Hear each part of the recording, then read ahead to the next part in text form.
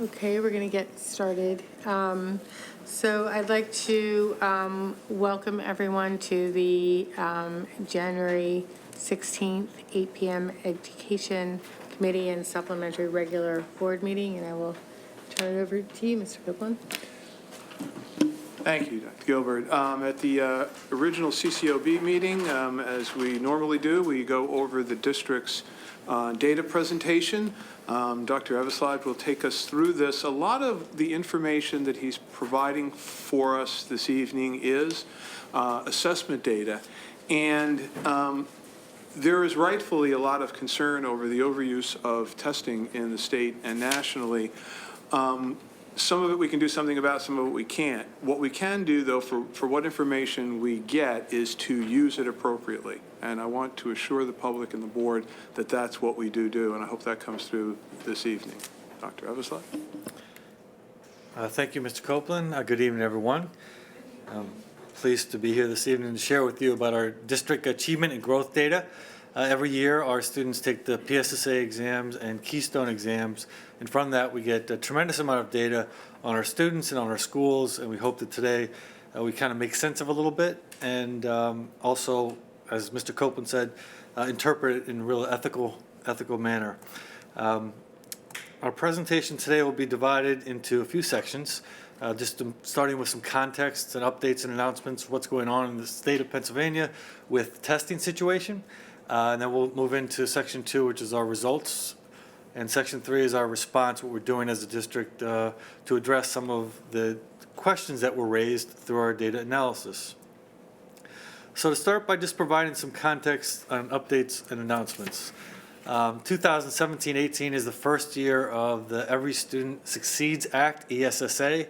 As many of you know, the No Child Left Behind legislation is being replaced by ESSA legislation, and the 17-18 year is the first year of that. One of the byproducts of that is that school performance profile scores will no longer be used as a public report card for students, or for schools. We have always taken a stance that there's valuable information that we gather from the school performance profile.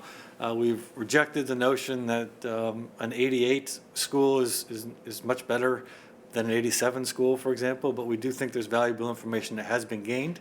Much of that information will still be reported, just in a different manner. All Pennsylvania schools will receive a dashboard that summarizes achievement, growth, and additional disaggregation by more subgroups. One aspect of the current data reporting system is that there is a subgroup entitled the Historically Underperforming subgroup. That group of students is included students with IEPs, English language learners, and students who are considered economically disadvantaged. The new dashboard will have much more subgroups by race, gender. There'll be a lot of different subdivisions, much of the data that we have typically looked at as a district here. So we view that as a positive. There will also be college and career readiness indicators that will be required and included in the dashboard at all 3 levels. So schools will be required to present college and career readiness indicators at elementary, middle, and high school moving forward. There are also some changes.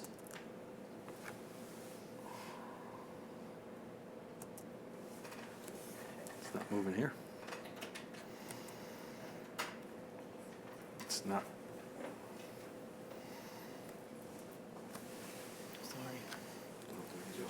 Just change. Okay. I think just my being there. Your presence. Thank you. Some additional updates. Pennsylvania has made some modifications to the testing. They have delayed for the second time the graduation requirements for students to attain proficiency on all 3 Keystone exams in order to graduate. So students must attain proficiency in algebra, literature, and bio in order to graduate. That has now been pushed to the class of 2020, which is our current sophomores.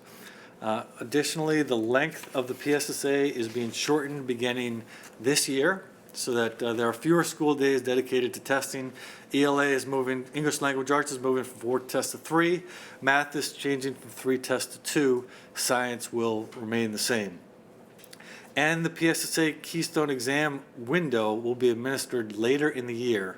that began in 2019. One adjustment that was recommended from schools is to provide schools some additional instructional time prior to students sitting for the assessment that will begin in the the calendar year 2009. So moving to section 2, our results.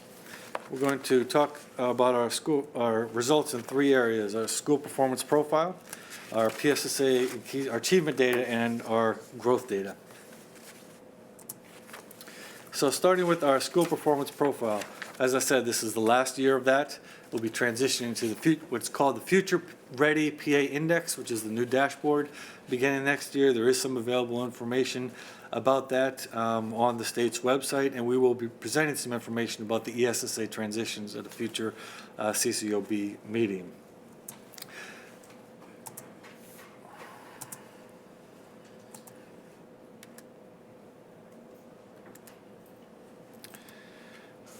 The school performance profile that are still available for this year, we do have a handout available on the website, and we do encourage people that are looking at the school performance profile to view the handout, because it does provide some insight into how to best interpret the data that is provided from the state.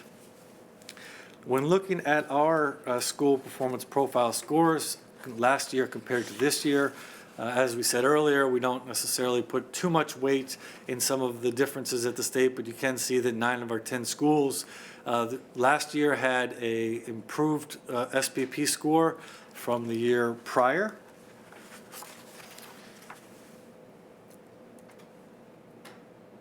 Moving into the achievement data. The achievement data, again, we get an achievement score for a school. And that achievement score for the school is really a calculation of all of the student performances based on a number of different grade levels. But not every student is testing in the grade level. So just as a refresher for what students are testing, only participants, those obviously sitting for the test, are included in the scores for a school or for a grade level. But if you look at the elementary school on the left, for example, English language arts is tested in both grades 3, 4, and 5. Math is tested in grade 3, 4, and 5. Science is only tested in grade 4. So a singular science score for the whole school is one grade of that school's testing. And the entire ELA score is half of the students that are tested. So as a district, 5 of our 13 grades have no testing in them at all. All grades are tested at the middle school level in ELA and math. Science is only tested at the middle school level in 8th grade. The reason algebra, the Keystone Algebra course is listed in red, is because that isn't, the Keystone exams are end of course assessments, and some students they'll take the Keystone exam whenever they're finished with the exam. For some students, it could be as early as 6th grade. Most of our students are testing in 7th or 8th grade. 8th grade is our the biggest year for first-time test takers in Keystone Algebra, but that could vary into high school as well. Biology and Keystone Literature are offered in 9th and 10th grade as end-of-course assessments. So we also looked at the number of students that have chosen to opt out of sitting for the exams, the PSSA testing. And the opt-out rates, we've had questions around the opt-out rates. Who's opting out? At what rate are we? Are we opting out? Where are they from? And just we dove into that a little bit deeper. Our 2017 opt-out numbers were actually slightly down from our 2016 numbers. We had 547 students in grades 3 through 8 who opted out of the exam. And the numbers in 8th grade were a little bit higher than in previous years, despite the number dipping. Belmont Hills, Gladwin, and Penn Wynne were the elementary schools that had the higher percentages of students who opt out than the other 3. And you can notice on the bottom of the slide there is an N for the number of students that opted out. We also wanted to get a better sense of who was opting out. So we did some analysis of those 547 students. And of those 547, we took their percentages of students that would fall in each of these student subgroups. And you can look at the middle column, and that has the approximate percentage of students who opted out. Of the 547, looking at the first line, 25% of those students were students that had IEPs, 10% were students in economically disadvantaged, and so forth. The third column shows the greater percentage of the students in grade 3 through 8.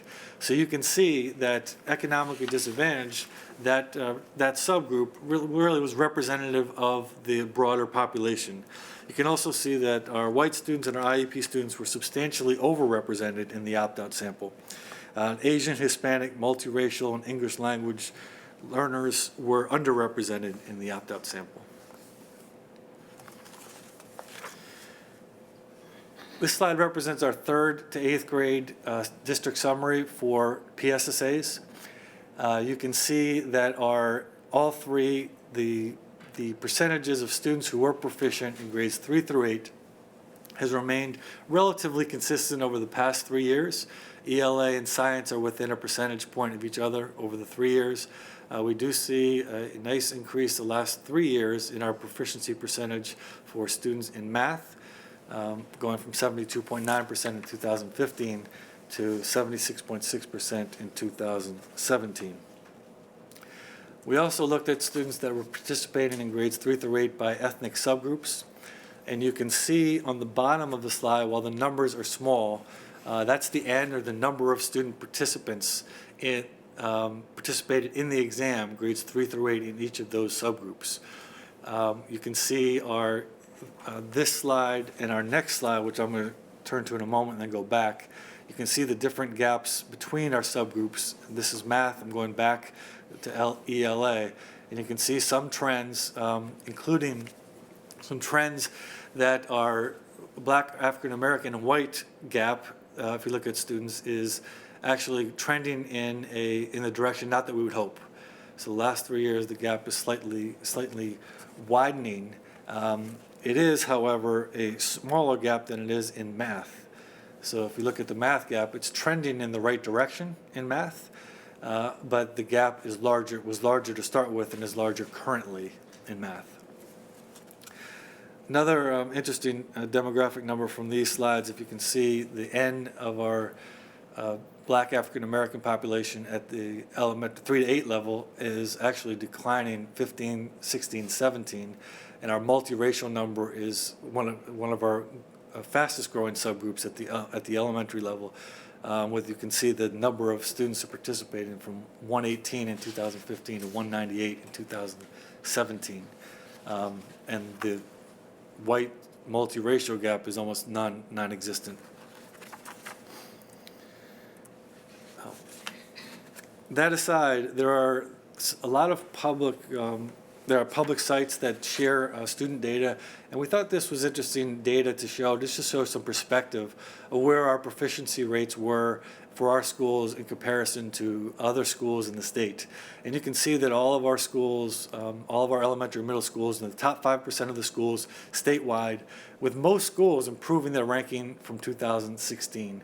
Most of our schools are actually the top 2 to 3 percentiles, which is terrific.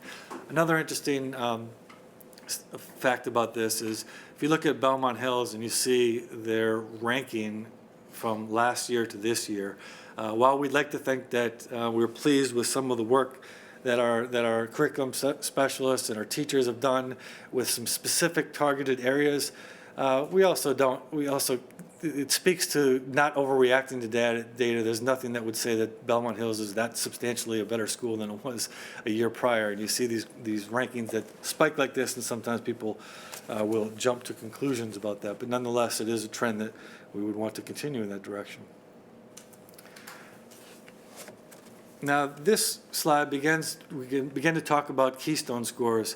Keystone scores are reported differently than PSSA scores. So PSSA scores, all of the data that we've shared with you about PSSA scores is how students did last year in the spring 2017 administration of the PSSAs. The Keystones, on the other hand, are reported by cohort. So cohort scores are banked. And this is these three scores, 2015, 2016, 2017, are the junior class's best scores. So you can see the column on the right is 2017, is actually this year's senior class. So this year's senior class compared to the last two senior classes. Another interesting point about this data is that this measures only students who attain proficiency on the exam itself. The state offers multiple paths to proficiency. Students can either take the test and be proficient, or can pursue what we call the project-based assessment and fulfill the proficiency requirement for the state. If a student chooses that path, and IEP teams can decide for students to choose that, or students can choose it after being unsuccessful one or two times on the test, does not count in your proficiency percentages on these slides. So that is interesting to note. But when you do look at the cohorts, 15, 16, 17, you see some relatively flat proficiency percentages in literature and biology. But you see a pretty substantial and concerning drop in 2007, this year's class, in the Algebra 1 proficiency. This led to a great deal of examination, questioning, and discussion to try to better understand this. And when we were examining it, we believe there's a number of factors that have contributed to this shift for this grade. This class, the graduating class, has been particularly affected by some programmatic and curricular shifts over the years, beginning with the 2012-2013, which was this graduating class's 7th grade year. The math sequence was adjusted to what was called an Algebra for All model. An Algebra for All model was intended to condense the curriculum to 1 year in a way that students would take algebra prior to leaving middle school. A lot of schools with good intentions moved to this model and have since, like us, moved away from it. We had that model for 3 years and have since moved back to an Algebra 1 and Algebra Part 1 and Part 2 model where students have the opportunity, they're assessed, and some students take algebra in a full year, others take it in 2 years, Part 1 and Part 2. To compound this, we had roughly the first year that we did that, we had 201 students that qualified as this class when they were in 7th grade for the Algebra for All. Those 201 students took the Keystones their 7th grade year, 2012-13. The remaining students, which was roughly 450 students across both schools, were also impacted not only by the resequence of the course, but the decision to move the Keystone testing to Algebra 2. These students took Algebra 1, so these 450 students took Algebra 1 their 8th grade year, which was a 13-14 year, and they did not sit for the Keystone exam until their 10th grade year, which was 2015-2016. Those students at that point who did not attain proficiency pursued it less aggressively than previous cohorts for a lot of different reasons. First and foremost, there wasn't a graduation requirement. Secondly, they were closer to their junior year.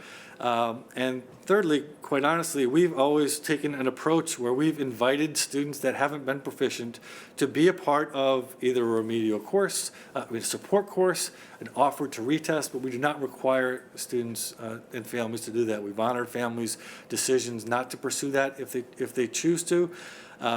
We can debate that, certainly, but that has been our stance. That's unlike the stance of our peer districts. But we did have far fewer students in this cohort pursue retesting and continue to pursue proficiency. We also dove into this a little bit deeper and looked at the SAT data and ACT data of math for this cohort, and that data showed positive results. This class is not showing any decline. In fact, they were slightly higher than the previous two cohorts in their SAT and ACT math, which was slightly reassuring. There was a lot of explanation about that. Do you want to take any questions on that, or no? Okay, I got you, boss. We also continuing the look at the data from a cohort model. This is that same group, the junior class that was impacted by some of the curricular shifts, and we see by racial subgroup. We see the gaps that have existed on the Keystone exam in Algebra 1, bio, and literature. Now, these are percentages of your class, so your for the last 3 years. So you're talking about an N of, for your white students, about 465, and your Asian and black students, right around 65 students in that N for that subgroup. Certainly some gaps that we need to address. Similarly, for our this is percentage of students that are proficient on the Keystone exam. The white means that 75% of the participants in that cohort were students who were white. 10% of the participants were Asian. So looks like 25% of our black students were not proficient? Of that cohort, of those 65 students across the two schools, it was low, yes.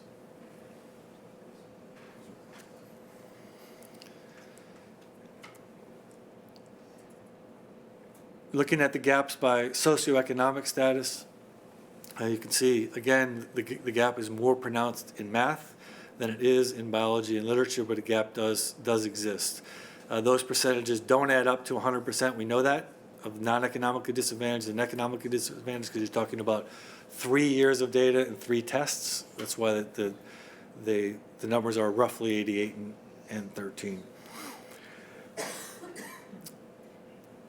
This slide has a lot of numbers on it. It's a little less readable, but I think it is important. It does have important information, because this is similar to how the PSSA results come to us. This is a new report that the state offers, and basically it tells you how your students did last May compared to students in the state. So if you look at that top part of the first bar, you can see how our students did in comparison to students in the state in algebra. The algebra numbers across the state are certainly dismal. Our numbers need improvement, but they certainly are much higher than the state levels. You also can see that last year's May results were already higher than last year's cohort, because that includes students of all grades that sat for the exam. And these slides are broken down by first-time test takers versus the state first-time test takers, and then retesters by state retesters. And you can also see our numbers of retesters compared to the state retesters. We have fewer, proportionally also fewer. These are our May results for biology. Our numbers at the top compared to the distribution of test takers in biology across the state. First-time testers versus state testers, and retesters. Now, our students in biology and in literature retest in December, so this is just data from the May administration. That's why our district retesters are much lower in both biology and our next slide, which is literature. You can see our retesters, only had 2 retesters in the entire district in May, but you can see our May results versus the state. So some of the summary results, summary of the achievement data. While there certainly are gaps that exist, our students continue to perform at high levels, well above the state average.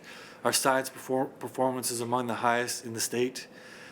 Greater than 50% of our students are in the top 20% percentile, the top quintile. So the state divides the data by quintiles, and over half of our students are in the top quintile in the state on PSSA tested subjects. I'm sorry. And we also see some patterns that suggest for areas of curricular improvement. We'll talk about this a little bit in the response portion.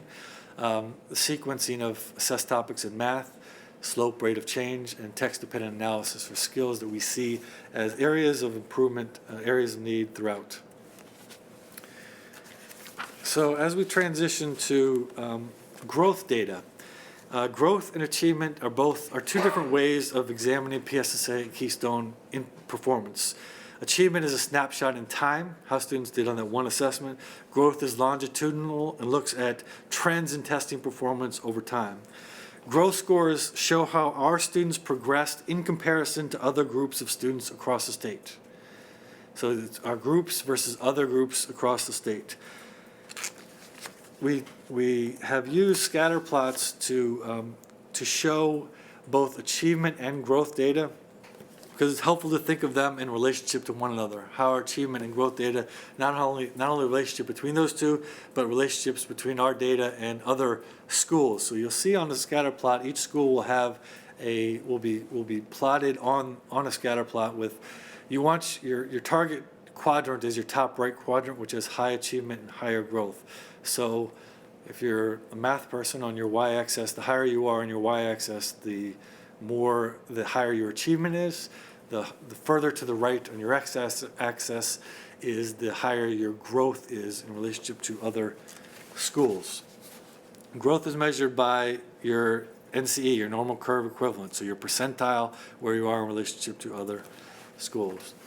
So we start by looking at our K-8 schools. So one item of note with this is the state groups all K-8 schools together that are tested schools. So some schools have a 4-5 model. They're compared against a school that's a K-8 model. So 6-8 school is compared to 5-8 school. Any school that tests, that has students in any grade, any tested grade, is included on this scatter plot. Our schools are indicated by the triangles at the top. You can see that all of our schools are scoring in the high achievement range. We want our schools obviously in the top right quadrant. So the schools that are in the top left quadrant, the students collectively did not maintain their relative standing within the state as far as achievement is concerned. Students that are in the schools that are in the top right quadrant have high achievement, but the students collectively improve their relative standing to other schools that are in the state. I can tell you that our two middle schools are the two triangles furthest to the left as far as some growth concerns. I'm going to talk a little bit about that in just a moment and explain a little bit about some of the dynamics around that. That's math. Here is ELA. And you look at our English language arts K through 8, and you can see our distribution as far as growth is a little bit wider than it is in math, excuse me. Our two middle schools, again, are the two schools to the left. If you look at the distribution for this scatter plot and the one prior, you can see it's pretty centrally distributed. If you were to parse out the middle schools, the middle schools have a very different distribution across the state. Middle schools in general, especially 6 through 8 schools, are not showing growth across the state in our district or in the county. So this is actually a distribution of the middle schools that are in Montgomery County and our local peer districts. So our local peer districts include Radnor, Unionville, Haverford, TE, and the rest of the Montgomery County middle schools. You can see that distribution is pulled much further to the left. So your middle schools in general are not growing to the same level your elementary schools are. A couple schools of note, our middle schools, like I said, are in red to the left. The school immediately to the dot to the left, to the right of us is Radnor. And then if you were to go a little bit further to the right, the higher dot is TE, but they're in the quadrant that we are. The school that is furthest to the right is Sandy Run Middle School, which is the middle school in Upper Dublin School District. That middle school had the lowest SPP score last year of the schools in the county, and they showed growth, and their achievement scores went up, and that's why they're furthest to the right as far as their relative standing changing the most.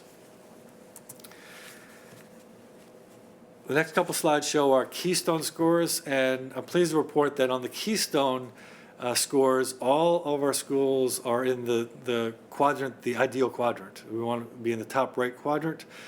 So this is our Keystone algebra scores. Actually, the two triangles that are higher scores are your middle schools, and your two lowers are your high schools. We have a higher percentage of students, especially our advanced math students, testing in the middle school level. So their achievement is slightly higher than our high schools, but our high schools are students that are in high school and taking Algebra 1 are all showing the growth that we would hope.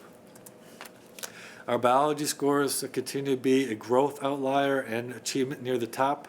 Both high schools have been, continue to be amongst the highest growing, showing the most growth of our high schools across the state. And literature, this is an improvement for both of our schools. The growth for both high schools has shifted from the upper left quadrant last year to the upper right quadrant, which is the direction that we would want to be moving. So some summary findings of our PVOS growth analysis. Our students that are scoring in the advanced performance category are generally maintaining their performance category. So if they have been advanced, they're continuing to score in advanced. But even despite maintaining that performance category, they may not necessarily be showing growth as other students in the advanced category, for example. However, our students in the two bottom quintiles are showing far greater growth than their peers in the state. Like I mentioned earlier, our 5th to 8th grade students in math and 6th to 8th grade students in ELA are not growing at a commensurate rate compared to their statewide peers. And our PVOS growth scores in all 3 keystone areas show improvement from previous years. There is significant evidence that we exceeded the standard for PA growth for our keystone scores. Some of our responses, you'll hear some overlap to some of the conversation we had with the gifted program evaluation, with the need to differentiate instruction for our higher end learners. Some of that is very much aligned with our growth patterns that we're seeing for students that continue to perform at high levels of achievement, but may not be maintaining that achievement in relationship to the growth of their peers across the state. So how are we responding to this? In multiple ways. But I want to just share with you our learning plans that we have that our principals share ownership of. Well, they are the owners of, but this year they are having more of a shared ownership. We've tiered this, taken a multi-pronged approach to these learning plans. So it's been far more detail and attention and collaboration with the curriculum team. Part 1 of the plan is a student approach, is a curriculum approach, and a building approach. I'm going to talk a little bit briefly about each of those. Part 1 of the plans is for buildings to identify students, individual students, identify lists of students that for whom our previous efforts to support them haven't been fully successful, and to really focus on creating individualized and personalized plans to help support those students. So we went through a process with Dr. Paul and our teams where principals by level collaboratively develop criteria for identifying students, and they, at the building level, use criteria to identify, not only identify the students, but look at what supports have been in place and make some judgments for how some additional supports that could be in place. And the plans are individualized by each student. The second part of the plan is a curriculum lens for this, and that is analyzing assessment data at the district level to identify standards that are topics that are hard to learn for students across the district. What are trends that we are seeing from multiple schools? And take a curricular approach to addressing that. So the curriculum team identified these areas of focus and determined some system-wide responses. The building teams look at those system-wide responses and then also compare that to their building level data, which informed part 3 of the goal, which I'm going to get to in just a moment. Just to give you a quick summary, and this is a very brief summary of what they focused on as far as curriculum areas that deemed hard for students to learn across the district. At the elementary level, it's text-dependent analysis, same with middle school level for ELA. And at the high school level, moving students to more advanced levels of reading and writing, so looking at tasks and looking at scaffolding, making those tasks, those writing and research tasks, a little bit more complex, or the scaffolding and instruction for that, and the expectations for students. At math, multiplication and division of fractions at the elementary level, concepts of geometry, and looking at slope, rate of change, solving and graphing inequalities in math, and not only math, but in the sciences as well. And the third and final part of the learning plan are school-based problems of practice. And what we asked buildings to do is look at their building data in relationship to the district data or state data to find out if there were particular problems of practice within their building. For example, we might have consistent performance across 5 of the elementary schools at one particular grade level, and one grade level might struggle in one particular area. If they view that as an anomaly, or the data showed that, the teams at the building level dove into that. They look at some of the causation, try to identify solutions, and set goals to identify that. And they did this in a really complex. This is kind of in the weeds a little bit, but it shows a little bit of the process, what they did. They took a problem statement, they looked at the data and tried to identify causes and took action steps. And these plans are reviewed multiple times throughout the year. Principals present them to Mr. Copeland, myself, and we monitor that progress to see how students and and grade levels, for example, are progressing. And as just a final slide here, we have additional responses to striving to close gaps for all students. We recognize that there are, despite our efforts and good intentions, there continue to be gaps of achievement based on subgroups. We have a lot of things in place to try to remedy those.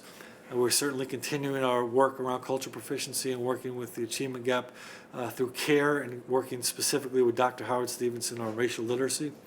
We're at Mr. Copeland's direction, we have a new initiative where we're focusing on one-to-one tutoring for identified students in the building. So we're in the process now of matching up staff tutors with individual students who require we're recommending for some additional support, and that has to be one-to-one. That's not small group. We're continuing to build on-ramps and jumpstart opportunities and support restorative practices through our work with the Achievement Imperative Task Force, and taking data down to the student level. I mean, that's an important part of this process. It's not as interesting to talk about in front of the group, but it's really necessary for this work to be meaningful. As group is for Billings to take the data down to the student level and try to look not only at how to support students that aren't meeting standards, but look for opportunities for enrichment and identify students who might benefit from increased IB, AP, and honors opportunities and greater enrichment. And we continue to try to forge intentional opportunities for building level and curriculum level teams to collaborate in looking at the situations from multiple perspectives. So that's a summary of our three sections on our data report. Thank you very much for the. Not bad on time. Thank you for the presentation. I know that you've reviewed this in CCOB recently and appreciate all of the detail. I know how difficult it is to take all of this data and kind of distill it into sort of a meaningful presentation for us. So I appreciate that. I'd like to open it up to questions by the board at this time. Sure, go ahead, Diane. Thank you. Thanks, Scott. Just a couple quick questions. With the POPs and the getting down so granularly, are you seeing value in that? Well, or is it too soon? You haven't taken tests? The value that we've seen in that is a lot of the grade levels are identifying their problems of practice by looking at their local data, and that is really meaningful for teachers and for students. And sometimes it's harder to look at the big data when you have 25 kids in front of you or 22. So what the POPs help is to shrink the world and let the grade levels focus on specific goals that are meaningful to them. And then my other question is, in looking at the math, the struggles that we might be having in math, are we looking to see whether there's an overlap with literacy? Lately, the math seems to be as much a reading test as it is a math test. And is there an overlap that the kids who are struggling perhaps with the literacy piece are also struggling with the math piece? And is that indicative of their math skills or indicative of their reading skills? Yes, we're seeing some correlation. The response, the second part of your question, I think is very individualized. The built-in learning plans have allowed us to look at individual students and put that student's data on the table. And so you can see where students have maybe multiple disciplines that they may be struggling with. And the teams make some really tough decisions about where to focus energies. Yeah. And then, sorry, I said last one, but this one is really the last one. And that is, so we take the PSSAs at the end of the year. We don't get them back in time to affect any change with that cohort that year. Is that correct? We then use that information does that information move with the students to the next grade so that fifth graders, the sixth grade teachers are looking at that at the beginning of the school year so that we can use that productively? It does. While we don't get the data until the summer, that's accurate. It still is very meaningful for the vertical articulation communication that we have between teachers at grade level. Sorry, quick question. First of all, Anne Heffron, she, I'd be interested to understand how she runs her building, just because, I know we're not supposed to compare, like comparing children and all that, but it's notable compared to maybe the rest of the schools. My question, though, is, given the change in the PSSAs this year, I know a lot of parents and also students tend to plan schedules around when the testing is going to happen. And I was wondering if the district is going to kind of have a formal communication to parents about the changes to the testing and when the testing will occur. Because, it's great that it's dramatically, or at least somewhat reduced. But I also know certain people plan around it for different reasons, especially the folks who opt out, so. Students and families aren't going to see a big difference, to be honest, with the number of tests. It's a pretty minimal change. But The later in the year, is that this year or the No, next- following year? next That's what I said, so following that's next year. Right. So it's going to be around the same time. Same, right. And they've cut off a day of math and I think a day of literacy. Yeah. I thought it was a great press release. Well, yeah, the spin was worked on me. Thanks, Scott. I have a two-part question, and it's either for Mr. Copeland or yourself. One is, I think, Bob, you mentioned this earlier about the testing itself and to what extent it provides useful data. In other words, how reliable is this test as a measurement of the kids' knowledge and in comparison, say, to what they learn in class? Is there a correlation? Do we try to correlate how the kids do with the test with how they're really doing or what they're really learning in class? If you understand what I'm saying, how reliable is the test? I know, excuse me, I know from over the years, there's been serious questions about the testing and whether they're culturally biased testing to begin with. And I was wondering, to what extent how much do we rely on the testing to determine performance in students, how they do, et cetera, and their needs? So a test, like any test, is a day or Right. in time, and you would expect to triangulate it with some other data, whether it be the teacher test scores or the grades the kid gets in class and so forth and so on. But if a student one of the things you use data for is to perhaps ask a second question. If a kid is getting straight A's but is not showing proficiency on a particular test, it's perfectly reasonable to say, how come? Right. Is that because they have a test phobic situation, or is it because there's a non-connect with the curriculum or what's going on in the classroom and what the expectations are? So it's not an immediate indictment, but it is a question to go to another question.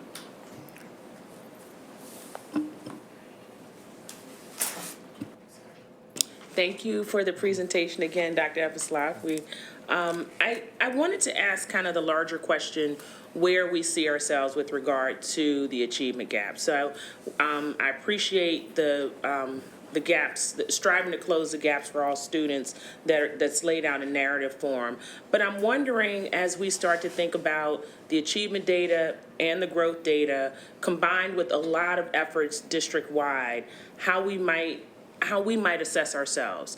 What would be our metrics? How would we hold ourselves accountable for moving toward closing that gap? And then with that piece, how might we present that to the public in ways that they could align it with what they'll see publicly in terms of achievement and growth data, where the data doesn't always look so good and doesn't necessarily show us in the light that we know many of our students are achieving in?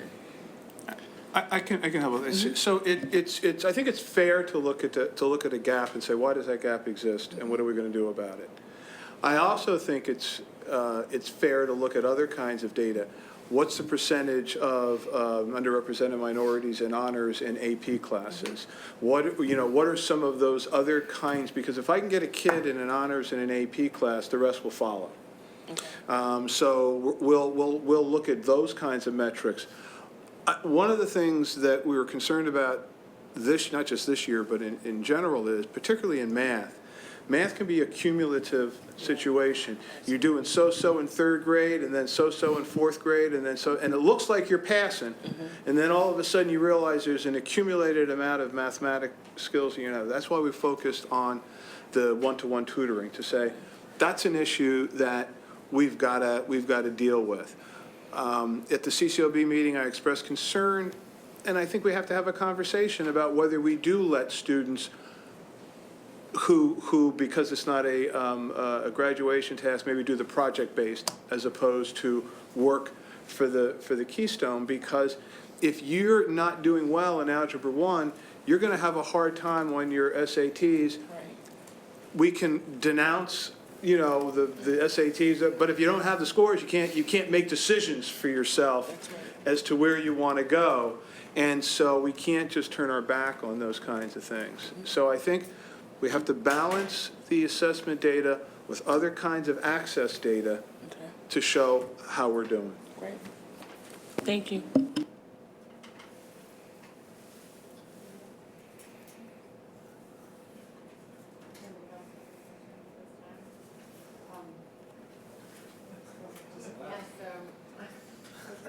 Okay, so there's no more questions at this time? All right, well, thank you again for the presentation. That would help. Anyway, okay, thank you again for the presentation.